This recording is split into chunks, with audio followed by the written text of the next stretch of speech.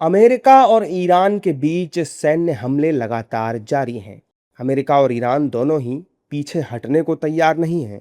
America ने लगातार 12वें दिन ईरान के कई शहरों को निशाना बनाया और जमकर तबाही मचाई। अमेरिका ने ईरान के मिसाइल और ड्रोन स्टोरेज, समुद्री सैन्य क्षमताओं, तटीय निगरानी केंद्रों और एयर डिफेंस सिस्टम को निशाना बनाया है। सबसे पहले आपको ग्राफिक्स के जरिए अमेरिका युद्ध के बड़े अपडेट्स बताते हैं। अमेरिका ने ईरान पर 12वीं रात एयर स्ट्राइक की। अमेरिका का ईरान में इराक बॉर्डर पर हमला हुआ जिसमें 2 लोगों की मौत हुई है। ईरान का दावा है कि कुवैत में अमेरिकी पैट्रियट सिस्टम और ड्रोन हैंगर तबाह किए गए। जॉर्डन में अमेरिकी थार्ड रडार और पैट्रियट सिस्टम तबाह हुए हैं।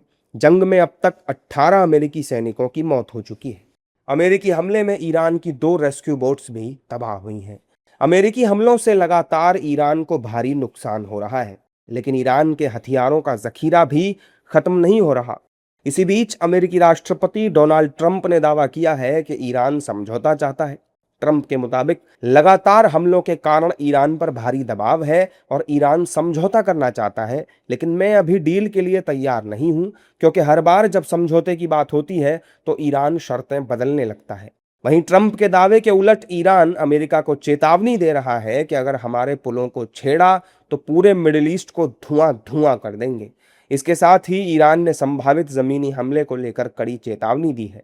ईरान का कहना है कि अगर अमेरिका ने जमीनी रास्ते से हमला किया तो उसे भारी नुकसान और ज्यादा सैनिक हताहत झेलने पड़ेंगे।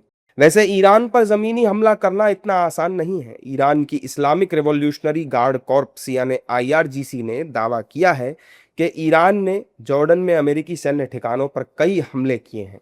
इन हमलों में अमेरिकी थार्ड मिसाइल डिफेंस सिस्टम के रडार को सटीक हमलों के जरिए नष्ट कर दिया गया।